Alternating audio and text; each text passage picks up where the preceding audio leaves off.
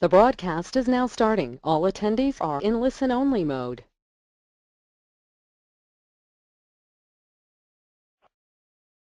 Good afternoon, everyone, and thank you for attending our retail security webinar, gearing up for the holiday season. We're just going to give about a minute to allow anybody else who will be joining, and then we'll get started. So please just hold on with us for one more minute.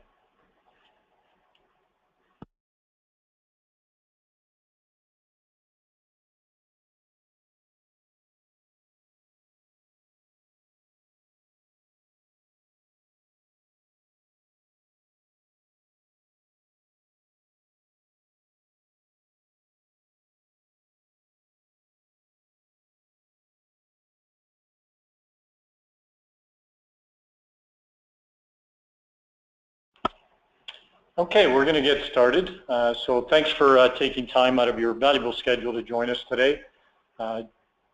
Present with me today is my colleague here, Rosanne, who's the Director of Customer Solutions for ASAP Secured, and myself, I'm Rodrigues, Director of Operations for ASAP. Today we really want to spend a bit of time with you, giving you a general overview of some things to do to get ready for the holidays, focusing around security. What you'll see throughout our webinar is we're going to really try to merge security with what you would typically do planning for the holidays, and the focus will definitely be not to make it a standalone project. Just a couple of quick notes to start. On your webinar, you have an opportunity to ask questions. If you have your taskbar throughout the webinar, your phone lines will remain muted.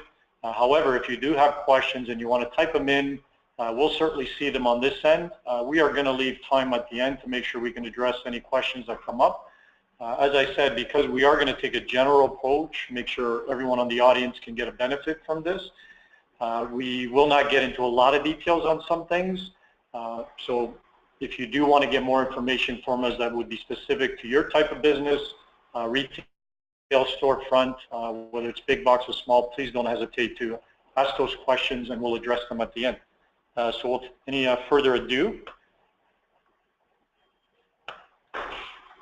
we're going to, perfect. So Rosanne will take us through the overview for this webinar. Good day, everyone.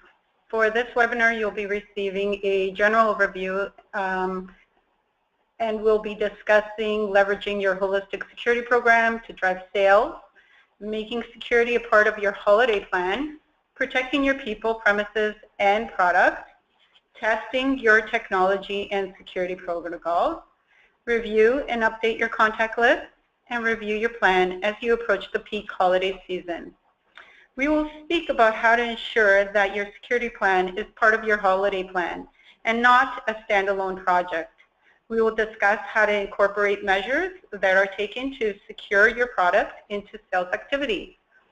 During the course of the webinar, you will hear what you can do to secure your people, product, and property, and some easy tips to make it part of your daily activities.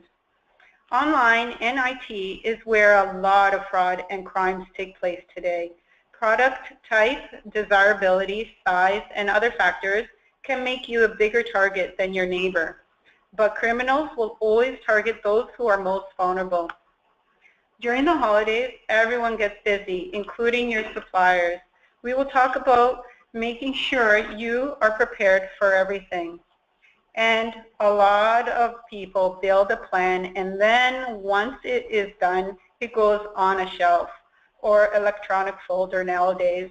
It is important to refer to it, especially during busy times.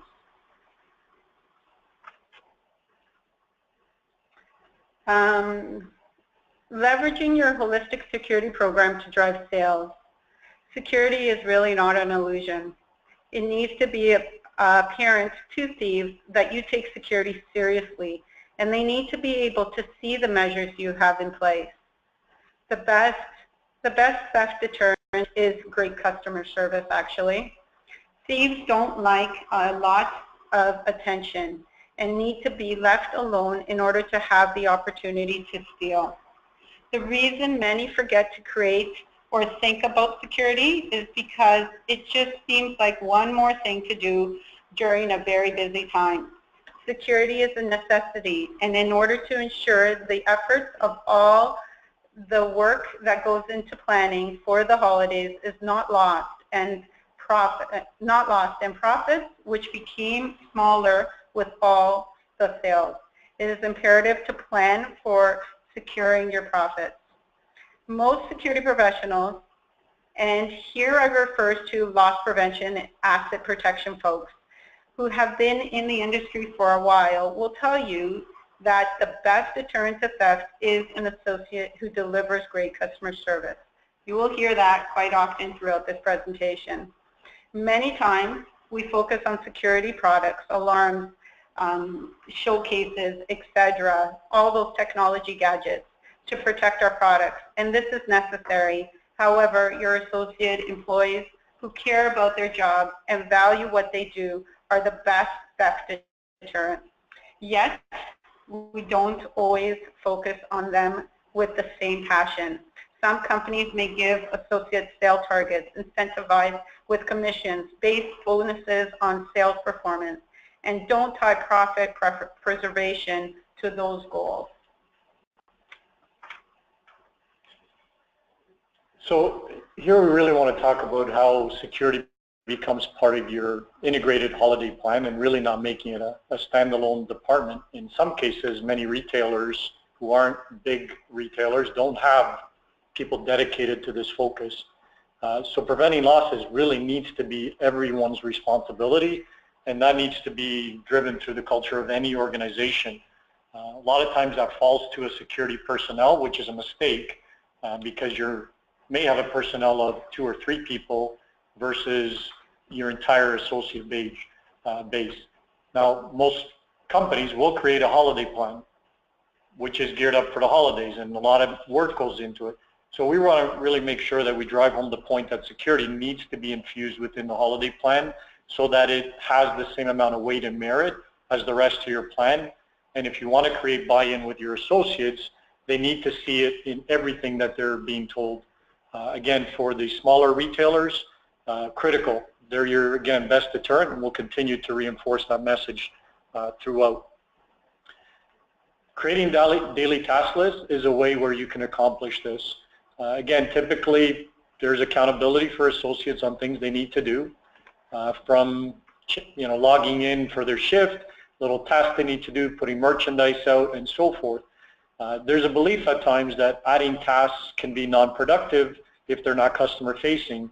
I always like to say that any task that is added to an associate can be customer facing. An example being if you're asking somebody to go throughout the store, and we'll get a little bit more into this as we go along, to check on security devices. If you make those checks purposeful and meaningful, therefore meaning you drive your associates to certain areas, the likelihood is they're going to engage with the customer in that area, which potentially turns into a sales opportunity as well. So when we talk about a task, rather than thinking about just I have to go walk around the store and validate security tags or security devices, it's making people think about we're giving you a purpose to walk the store to check certain things, but the focus is that if a customer is in your path, that's your first point of engagement. And again, engaging customers, and we like to say you treat everybody in the store like a customer and give them that great customer service. Even the bad guys don't like that. So make sure you integrate assigning tasks to be completed, but carry the message of the first purpose of any task is to make sure what you're presenting to the customer is what you want. There is a security message intertwined with it, which we'll get into more. And that'll make the task less of a feeling of it's non-productive. I'm walking around and this doesn't really add value. It absolutely does. Communication is key through all of this. So telling associates why you're asking them to do things, and we will get into examples, is critical. I find a lot of times that people don't understand what they're being asked, why they're being asked to do certain things. They don't necessarily engage with the behavior and exhibit the behavior you'd like to see. So communicate the why when you're providing your associates information on things that they need to do. Note, when assigning some tasks, I just wanted to highlight some things on that one. When assigning some tasks, note that there are some mistakes made during inventory.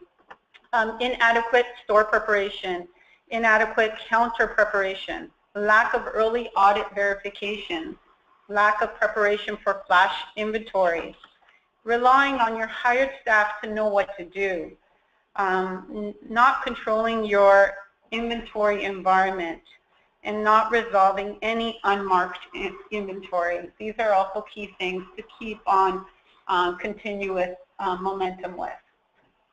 So we're going to go through a day in a retail store, starting with open, some behaviors during business hours, and then closing to highlight. And again, we'll go back to the theme on different topics here, but starting with opening tasks. So checking merchandise for proper security. Again, depending, and we're going to keep this somewhat general, but depending on the size of the retailer, it can be relatively easy if it's a small storefront within a mall or store facing, and large department stores. So some things can be accomplished very quickly, others may take a little bit more.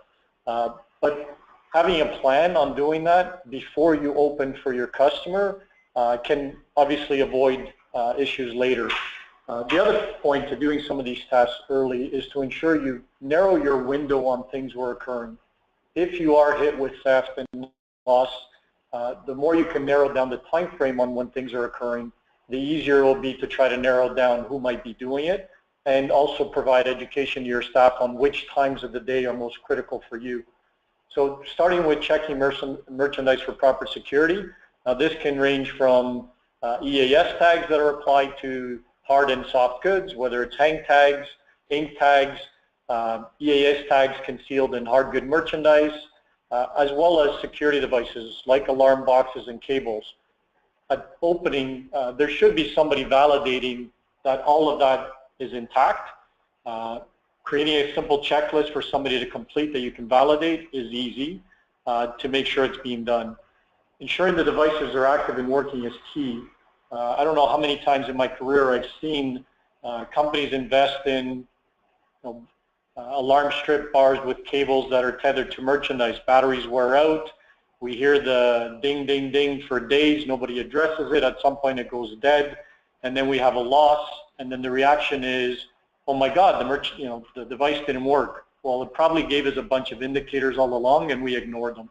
And this is not uncommon. So validating, especially leading up to the holiday season, that these devices are working every morning. Other things thieves will do is they will purposely test you on this. They'll cut cables. A lot of times the ends to those cables may be concealed under fixtures. So if it's cut and not clearly visible and somebody just comes up and acknowledges the alarm but fails to check it properly, you've literally turned off the alarm, the system is no longer working, and a bad guy can later do away with that product and you don't get that alert again. So really critical to check those devices first thing, easiest to do before your customers start coming through the doors. For morning staff, assign it to somebody to do it. If you don't have an LP department, asset protection, make it part of that daily task list. Check your entrance EAS gates. If you're a retailer that has that, not everybody has it, whether it's AM or RF technology. A lot of organizations make a big investment in EAS, and for a long time it's been one of the greatest deterrents to theft. But what I will tell you is the bad guys also study retailers for their behavior as how they respond to these devices. So if we're not checking the gates and the alarms aren't going off, you've made a large investment and it's sitting there depreciating, not providing you any benefit. So checking them is critical. I'll get into a little bit more later on how to react and how to properly engage in an EAS program. Do a thorough walk. So before opening, get a state of what does the store look like right now before we open to the customers. Is everything locked that should be? Showcases. If anybody has been filling showcases and that prior to store opening, we want to do a thorough check that keys aren't hanging in showcases. May sound funny, I've seen it many times. Doors are closed, whether it's showcases or to locked areas where there's high-end merchandise. So hardening up the store for the customers before they get in. Check merchandise cabinet showcases again to ensure they're all secure, and then validate pin pads. We're going to talk through this when we talk about IT, but I want to hit it here that part of your morning check should be to ensure your pin pads are all in place and secure for the start. A lot of organizations today will invest in proper security brackets so pin pads can't be switched out, and or ensuring that the cables are hardwired and can't be unplugged. Not everyone has done that. All pin pads have a serial number. So if you have this as part of your morning routine, and I'm going to come back to it again, it's being able to validate what serial number am I starting with and does it match the list that I've been assigned. That will assure you that it hasn't been switched out during the night or from the past night. Validating your security devices are still working condition, have been tampered with is key, and I talked to earlier, but really do a thorough check of cabling, anything of that nature. As I said, good thieves and organized groups will test your response by setting off alarms, see how you react to those alarms, and then potentially we'll come back to see if the system has actually been rearmed properly. A lot of times a quick reaction to address an alarm and silence it, and forgetting to turn it back on properly. If bad guys are witnessing that kind of behavior, they will take advantage of it. As management in stores typically would default, your associates sometimes are rushed, may not always follow every single step, so there should be a process during business hours to check these systems are still working. It'll also tell you that nobody's tampered with them. So we're talking now about things to do during business hours. Checking fitting rooms, bathrooms, corners of stores, and the list could go on, but it's really having purposeful walks around the store, looking at areas where people can conceal merchandise, take merchandise to, remove it for its packaging, remove the security devices, and dump the packaging and then make out with the product. So there should be a purpose to walking the store to look at these areas, occasionally checking in the bathrooms, checking the garbage cans. It's a very common place where people will take product. As much as you may put up a policy that says no merchandise allowed in the bathrooms, people will do it. Again, checking the ES gates during business hours. I would say for management and supervisors, for me here, checking the entrance gates really is about observing the behavior. So during business hours, you're going to have alarms at the entrance. I would say everyone running a store or overseeing the business should stand at the front or mall entrance of a store and look at what's happening. Now you may stand there for a bit, nothing happens, but occasionally just being aware that if an alarm goes off, what was the response by the associate? Did somebody ask the customer to come back to the desk to deal with the alarm? Typically response I see is, oh, I'm so sorry about that, and the customer walks off. A bad guy and ORC groups watching that behavior quickly learn that we are desensitized to those gates. They're really there just as a fancy device at the front, but the reaction isn't there, and they know they can walk through there with stolen merchandise without a reaction. So validating the behavior and then giving quick feedback to associates who are closest to the gates on how to address the customer, which is a key here. A lot of associates are afraid of how to engage a customer when the alarms go off. There's a sense of embarrassment, both for the customer and the associate. So training the associate on a proper approach, on very typical, I'm very sorry about that. If you'd like to come back to the desk, I will take care of that for you. That was our error. That kind of behavior will send a very quick message to your bad guys watching, and your average customer may get a little bit upset, but most customers understand that that's just par for the course nowadays. Doing the thorough walk and validating the lock areas again through business hours is critical, especially during the holidays when things happen. Service persons come into your stores, may need access to back areas. We want to have the opportunity to go back and make sure we're securing those critical areas. IT closets, cash offices, safe rooms, places where you have high-end merchandise, the receiving docks of stores where people like to go, or bad guys like to go and wander around, see if they get challenged. Really important to do that throughout the day, and that those type of tasks are assigned to someone. Checking the cabinets again throughout the day. You do sales out of cabinets if you have them throughout the day, and they're assigned to different people. In a lot of organizations, maybe it's assigned to a management personnel. Making sure that those things are locked after every sale is critical. So although this point is being repeated, it's important that this isn't just a morning activity, it's throughout the day doing those checks.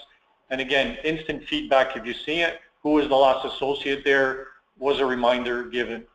Checking the pin pads, if they're going to get switched out, the focus here would be typically your high traffic areas aren't an issue where you have associates scheduled. but a lot of retail locations that will have multiple desks throughout the store, not all of them are at the front anymore, is having somebody go in and validate that those pin pads are still secure and or the serial numbers still match. A little bit of education to associates on how to look for skimming devices, what might look different from how it was originally is important. And it's important to check throughout the business hours because bad guys will target quiet areas. So if there's a cash desk that isn't being worked a lot during the day, it doesn't take them very long to switch something like that out. Closing activities. Do one final thorough walk of the store. This is critical. I would say, if possible, have two people break up these duties or do together when you're hitting back areas or other areas. Really important because some folks will tend to hide out in your store as you're trying to lock up.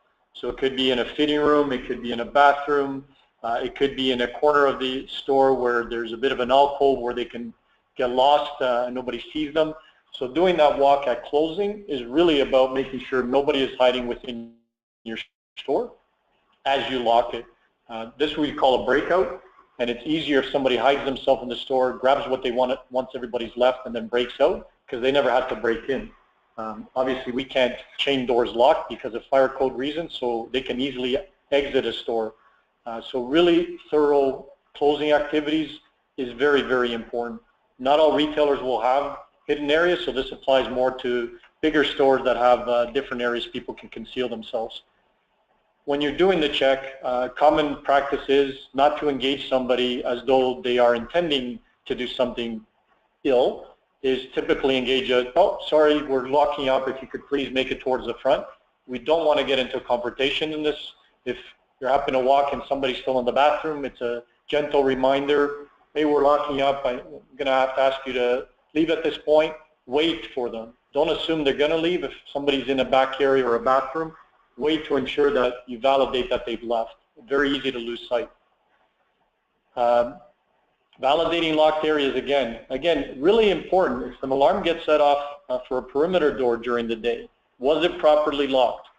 You know, did we go around, if somebody set off an alarm to test our response, did that door get locked properly again? So what I've seen in the past is people checking locked doors will look at them and do a physical or a visual inspection and say, yeah, it looks locked.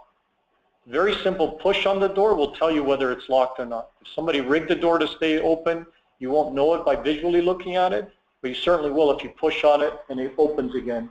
Again, if somebody has set up your store to be able to come back later knowing they've left the door slightly ajar or put something over the locking mechanism so it doesn't engage, you want to validate that. So simple step, but can prevent that break-in after store close. Do a final check of your pin pads, and this may seem like a lot of work, and that's why we're going to give you some best practices. You digest what can be done, but validating the serial numbers at the end of the day to what was there, if you don't have security hardware on there, will tell you if anything's happened. If you ever encounter a situation where a pin pad appears to be switched out, you're not certain if it looks the same as it did before and there might be a skimmer on it, immediately contact your acquirer, let them know, and they will walk you through what to do next. If it's during business hours, I would make sure nobody's using that pin pipe until you've had a chance to validate with your acquirer. And then again, final validation of locking everything down, and you should be good to close. Protecting your people. Train your staff. It is critical that employees are provided with regular information that impacts the store so they can help mitigate loss and risk. Teach deterrence and customer service. The first goal here is to ensure employees stay safe. Employees should be engaging people within the store and providing continuous customer service to provide and prevent someone from having the opportunity to steal. Ensuring opening and closing staff have clear instructions on how to stay safe and while entering and exiting the store. When opening and closing the store, there should be 2 people at minimum whenever possible. Well, I realize this can be difficult, but it is the best strategy. The first employee or manager should approach the entrance of the store and monitor their surroundings, while the second employee observes from a safe distance. Only when the first employee is safe in the store should the second employee approach. In the event some things happen, the second employee is always able to call for assistance. When closing a store, the process is in reverse. First employee leaves and goes to a safe distance and looks around to indicate to the second employee that it is clear to leave. Provide constant feedback during business hours as well. In order to keep your employees engaged, you need to keep them informed. Management supervisors should be taking the time throughout the shift to update employees on activities of the day. When providing updates, supervisors need to reinforce the behaviors they want to see. Frequent reinforcement with examples will ensure great execution of the desired behavior. I have to note, training employees is a critical part of any organization's success, and it does not only apply to security. Orientation is one thing. Continuous training is something totally different. Assuming that someone was trained when they joined a company and therefore should know what is expected years later for things that they may not do regularly is not reasonable. During the holidays, recognizing that on simple concepts such as customer service approaches and doing some role playing will get employees geared up. It's always helpful. I'll just add a very quick comment to that. There's a philosophy around entering and exiting a store, and I'll just share a very quick story which turns to, do you let somebody go in and stay outside, or do you let somebody leave while you're inside safe when you're closing up? So it tugs at the heart. You want to be safety in numbers is where you typically hit here. I would just remind everyone that if somebody's exiting a store, goes to a parking lot, for example, gets in their car, high beams the other person that it's safe to leave, that person inside is their safety net. If something happens to that person outside, they can call for emergency. If both people are leaving together, as much as it sounds like it's safer, there's no one to call for help. So it tugs at our hearts which one is best practice. We'll let you decide. But just remember, you are keeping your employees safe even when you're separating when it comes to entering and exiting. So we continue to talk, and we will, about your employee is your best deterrent. Customer service.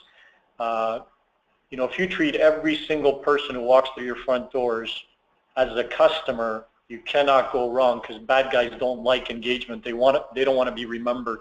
But we are going to give you some tips to look for. There are some trends that things do that would identify a person to be more potential of a thief than not. So some of the tips are things to look for. Empty and large shopping bags. Real key here is bags that don't exist within your premises. So if you're a standalone location, somebody's walking in with bags from other retailers that don't even exist in your neighborhood, meaning your plaza, that would be an instant flag.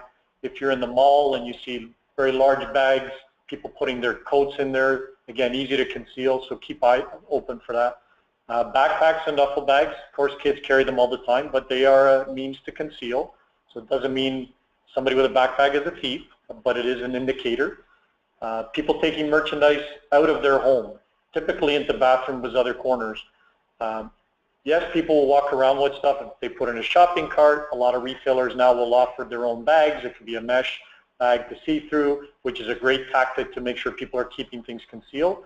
So it's not uncommon for people to walk around with merchandise, but going into bathrooms, your associates should be trained to offer the assistance. Again, back to customer service, hey, I can hold that at the front for you or at the cash desk for you, versus an aggressive approach. There's always a subtle way to do it. We're in the winter season, so heavy clothing and unseasonal attire may not apply in the winter. but it's fairly nice out right now. So, you know, somebody wearing a parka, yeah, maybe stylish, but it's also an easy way to conceal. Certainly in the summer, that would be a heavy indicator. Strollers and carts, very common. I'll use a term like booster groups, which means people who steal for a living. We'll use strollers very often. So again, it's easy to think, well, there's a baby, it's a stroller, of course. A lot of thieves will use that as their tactic because they assume the sympathy and that people wouldn't think of them as thieves. So keep an eye out for that. Your own shopping carts, merchandise being concealed. I'm sure a lot of us at times have forgotten about the Coke or water under our grocery shopping cart as we leave, and then may go, oh my God, I forgot to pay for that. That's probably happened to some folks. The bad guys rely on that. So again, keeping an eye out for those things. And then piling stacks of merchandise as another. You know, people start to pile merchandise in one area of the store. Booster groups, organized crime, which we'll talk to in a bit, they do that so somebody else can come by, use a booster bag, which is usually a lined bag or a fake bag to pick up that merchandise. So they're getting it ready. So if an associate sees that, either offer assistance to take it to the front, or if somebody walks away from piled merchandise, put it back in its home. Send a clear message that we're aware, we're reacting to it. Don't leave it there. People walk around and not look at merchandise. So when bad guys are scoping out your stores, they're looking for what kind of deterrent you have. So again, a great associate offering customer service regularly, great, but they'll look at your ceilings for cameras. They look for mirrors, anywhere they can be seen. So people looking at ceilings and cameras instead of merchandise, usually there's a reason. Overly friendly. Now, a lot of associates aren't trained on this. The assumption is that if somebody's being overly friendly and asking a lot of questions about merchandise, you know, they're an interested buyer, and they may very well buy something. But a lot of times, the professionals, they're distracting your staff, as you would likely know, so their buddies can steal from other areas of the store. So when they're asking questions, being overly friendly, now engaging a manager, so there's a second person offering assistance, and it looks like this is great, we're having a great conversation, should be looking around to see what else is going on around. Maybe somebody else should be doing a walk of the store to see what's going on. Paying attention to staff and their location rather than merchandise. If people are walking around your store and really more focused on where your staff is planted, what they're doing, than they are about the merchandise, but not engaging the staff, again, great indicators. And then again, moving the merchandise from its original area. I would say this is a housekeeping tactic. The professionals will test you on how well you react to getting merchandise back in the home. So if I'm in a clothing store and I take a couple of pairs of jeans, put them on a different table altogether, leave them there, maybe go for a walk in the mall, come back in an hour, is it still there? If it is, it tells me the associates are unaware of what's going on in the store, merchandise moving around, so if I take a few items, nobody's going to notice. If the merchandise is gone and likely back in its home, I just got a message that there's a lot of awareness in the store and probably not a good place for me to try to steal. I just wanted to highlight, obviously there's always grab and runs, but outside of the grab and run situation, there is a consistent suspicious behavior with external theft customers, and a lot of times you can just see it through their body language. You can actually become very strong with that, look at nervousness, look at shifty eyes, and the way they wander and roam around, it's slightly different than the average customer as well a lot of times. So it's just keeping an eye on your customer, and that the way they react is really key to identifying suspicious behavior. Absolutely. So I'm going to touch a bit on ORC. Organized retail crime in itself could be a weak topic, so I will not get into a ton of detail, but there are some things to cover off here. I will start off by saying that it is, as it says, it's organized. This is not your average thief. This is not your opportunistic thief, nor is it your chronic thief, which is the person who steals because they have a habit they have to feed and likely comes into your store very often. Organized retail crime are people who do this for a business. There's always a belief that this can be very violent. I would argue that point. It can be. But a lot of ORC groups do not want to be apprehended. Every minute they spend in jail is minutes they cannot be stealing. So they test. So we'll talk a little bit about how they operate. They travel in groups, they travel in teams, and they target specific merchandise. They use fence operations. So if you're in the Toronto area, I'll use as an example, and traveling the 401, these groups will start out planning what they're going to do weeks in advance, what retailers they want to target, what merchandise they need, and they will have deals already set up. A fence is basically a third-party mom and pop or small retailer like that that sells stolen merchandise. They know along that corridor where they can sell off that stolen merchandise to continue. Typically may use stolen vehicles, and they will always have somebody who is kind of the group leader who isn't directly involved in the theft. They are running the business. So deterrent, they're very active. They're in almost every major city, and they do that because they try to stay close to highways for easy exits, and because they know a lot of retailers will exist close to major arteries, so it's easier for them to get to places and for the day have a bigger take. A lot of them will start off knowing at the beginning of the day how much they need to steal that day to have a good day.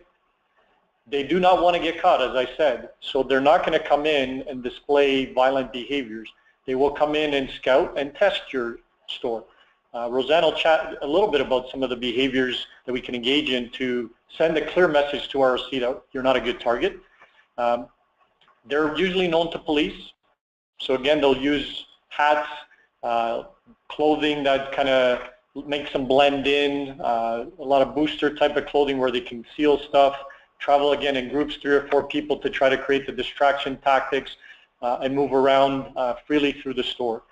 The scouting, very important. ORC doesn't typically just show up at a retail location and steal. They will scout. So when we talk about scouting, it's very important that when somebody is targeting your location to see if they should put you on their list, what they're looking for is certain behaviors. I'm going to let Rosanne talk a little bit about those, and I might add a couple of points.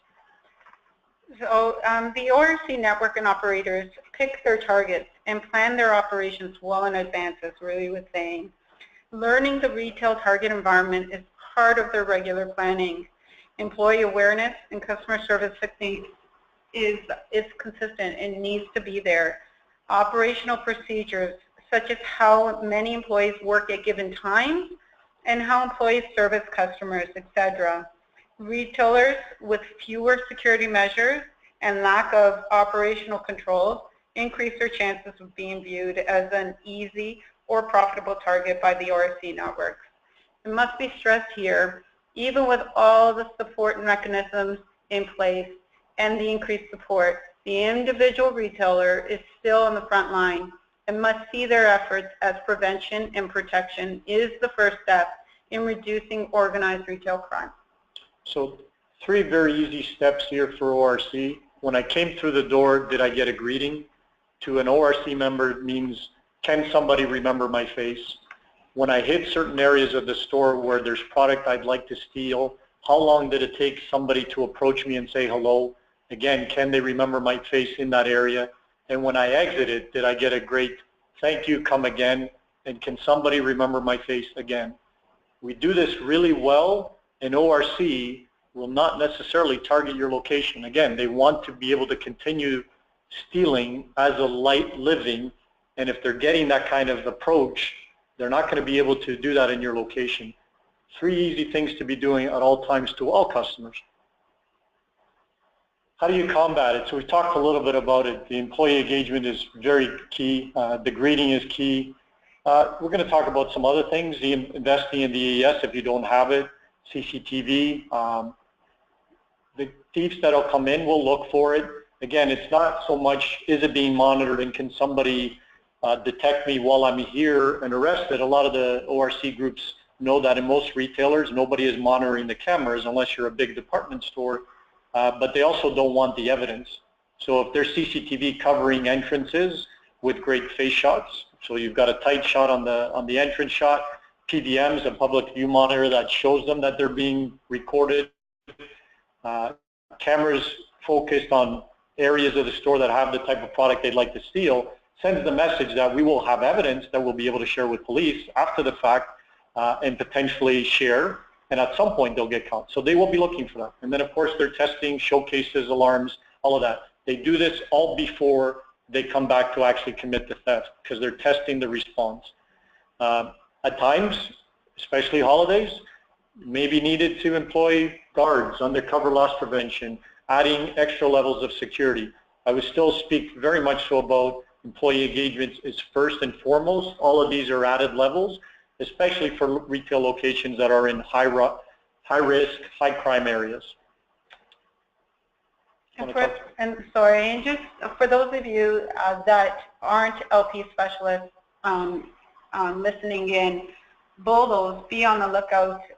Those are such successful ways to targeting ORC as well. So the industry or actually get together and develop avenues where they can actually support each other as retailers. And we've actually got a lot of shoplifters, ORC shoplifters, through these BOLOs. So they're very, very successful tags to identify. So building strong relationship with your local police is key. Understanding that you're not always going to catch people when they're doing it, especially ORC, but being able to have the evidence to share. Police in your local neighborhood will obviously be getting information from other retailers as well, so they can compile a case. Is very important. But again, I'm going to finish this with awareness, attentiveness is the best way to combat it. Give them a reason not to come back. Last point, sight lines are very important as well.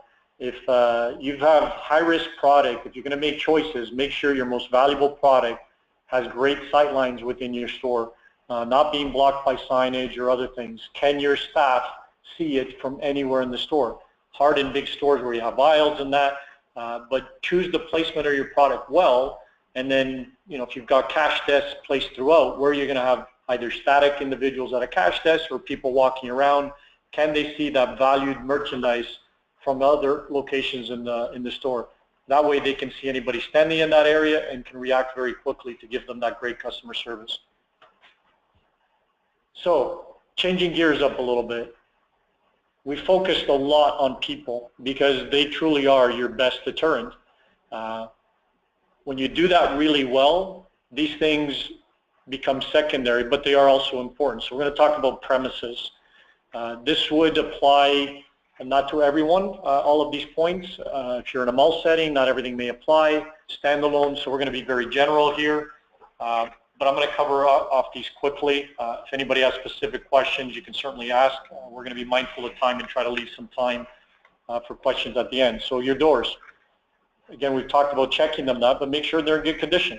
When was the last time they were serviced? Locking hardware, hinges may sound rudimentary, but I can tell you in a lot of locations, actually checking for proper working doors may not happen very often. The hardware itself, does it engage properly to lock? On the other side, at a lot of points here, does it open properly? Not really about security, but safety. If you had an issue in your retail location and you have hardware, can people get out easily? Lighting is very important. Glass in good repair, no cracks. The outside of your store, landscaping, clearly visible from roadsides, and testing your alarms are that they're in work order. Very quickly on the testing alarms, going into the holiday season, probably a really good idea prior to store open, at one point over the next couple of weeks, to call your alarm provider, tell them you're putting your system on test, arm it, and go validate that every time you open a door or walk through an area, the alarm points are working. Ask your alarm provider to provide you a report of your test to validate that every single point is working. Protecting your products, using your security devices. We chatted a bit about this, so we're going to go through some of these points quickly. Testing the entrance systems, again, very important. It's a big investment that organizations make. Retrain your staff. Holidays is a great time to retrain. Orientation a year ago, not good enough. Put the key items on a task list of things that need to be recommunicated and make sure the staff understands what's expected of them, get their buy-in. Reduce quantities of high-risk items. So yes, the holidays, you want to have everything out there for your customers because you don't want to be making repeated races back to your stock rooms and locked areas. But for your high-risk product and more valuable product, you might want to reduce the quantities that are out there. if you're going to have a theft occur, especially by ORC, you want to minimize what you lose. Again, sightlines to high-risk areas is very critical. Leverage the systems you have. If you have paging systems, use them. Every now and then, whether it's a security page to a certain area, a phantom page where customer assistance to jewelry, customer assistance to men's wear, let people believe that there is a whole group of people reacting to those things. Key here is if you're going to do it, make sure somebody's responding. Because if you're using this and you're using security pages and those type of mechanisms and associates aren't going to those areas to respond, just as a test, your bad guys will see your behaviors aren't there. And then end of day process, make sure your high risk items are secured. If somebody's going to break into your store in the day or at night, apologies, it's because they've scoped it out during the day, saw a lot of valuable product that would be worth their while. So you want to make sure you display that you've minimized the items, but you're also taking those items off the floor at night. Very quickly, IT, the slides are there and will be shared, but just make sure the pin pads are secure. We talked about if you have a corporate support, make sure they've run some stress tests on your system. Other things to do through your store is check open jacks, anywhere somebody could plug a foreign device that could embed your system and start accessing your customer information, that there's control points on that. There are locking mechanisms for network jacks, but just make sure there's a focus on online and IT. In the retail storefront, it's really hardening your IT devices, but also communicating to your provider, whether it's corporate office and or a third party you're using, that they've run some tests on your systems. Review and update your contact list. Validate with your employees that are on the contact list that you have accurate telephone information. Ensure the priority of contacts makes sense for urgent matters. Ensure that the contact personnel know what they need to do when they are called. When responding to a store alarm, for example, if they see any evidence of tampering, they should wait for police to arrive. Review and update emergency vendor contact lists. So many times I've seen this not done, and there are constant changes. This should easily be available to those who require the information. One helpful suggestion is to create a wallet card, for example, of all emergency contacts. Although this seems like a trivial matter, it can cause a lot of headaches and frustration when something happens and you don't have the right numbers for people. Review your plan. Another thing to address is also to review your plan prior to the peak holiday season. Communicate the plan to all the staff. During morning or shift startup meetings, communicate a separate portion of that plan each day. Have it planned. Have your plan planned. Follow up to ensure that all action items of the plan shall have been completed. Closest to peak, speak about the customer service as a deterrent every day and infuse examples of great customer service into your meetings. Reward the behavior you want to see. Remember, a good rule of thumb for your team to realize is preventing loss to a company or retailer is mainly about preventing opportunity. I actually view it as a good rule of thumb I always have is it could be seen as a 10-80-10 rule. 10% of the public will never steal, no matter what. 80% will only steal if the opportunity presents itself. This is huge, 80%, only if the opportunity presents itself. And there's a 10% of the public will always steal no matter what. So if your program thinks of it like that, and you're actually targeting the 80% that won't steal, that will steal only if opportunity presents itself, it's a good way to strategize. The best strategy will always be to limit the opportunity to customers in the environment you are working in.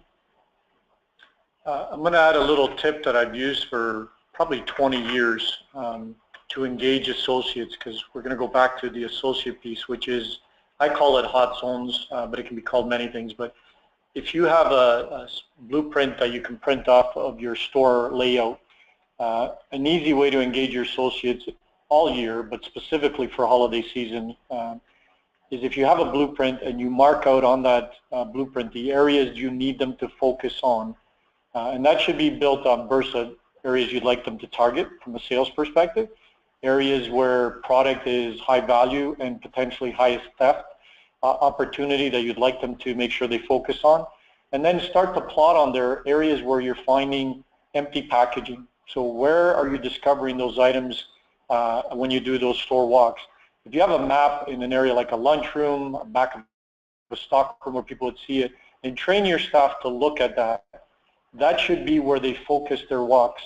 And when I say purposeful walks is, you know, if I'm going from the front of a store to the back, if that's where the lunchroom, I could take the shortest path, but if it's been put into my head that there are areas of the store that require extra attention all the time, it's training your staff to say, don't do a straight walk, walk through those areas. So the more information we can provide on where that should be and put into their minds that those hot home zones exist for a reason, and you can start to educate them to walk through it, all they need to do is walk through those areas and say hello to whoever comes across their path. Again, a good acknowledgement, good eye contact, good awareness is the greatest deterrent. So I know we've covered quite a bit, and we could have gone into a lot of detail. Fortunately, we only have an hour, and Rosanne and I could do this for days and get into a lot of detail. So at the end here, we've provided our information. You can reach out to either of us with regards to your holiday plans or any of your needs if you want more in-detailed information for your specific needs. We want to thank you for your time, and at this time, we'd like to see if there's any questions. You can certainly write them in your box on the side there, or your taskbar. We'll monitor that for a minute to see if anything comes through.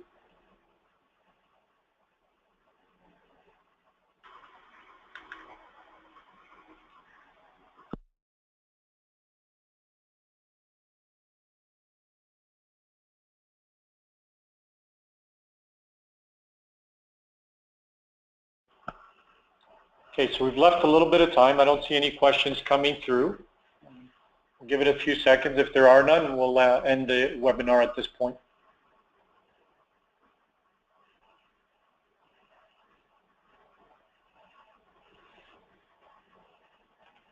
Okay, well, great. We want to thank you for your time. We want to wish you the safest and most secure holiday season. Hope your experiences go very smoothly. As I said, if we need any help from either of us, we're more than happy to reach out. Rosanne?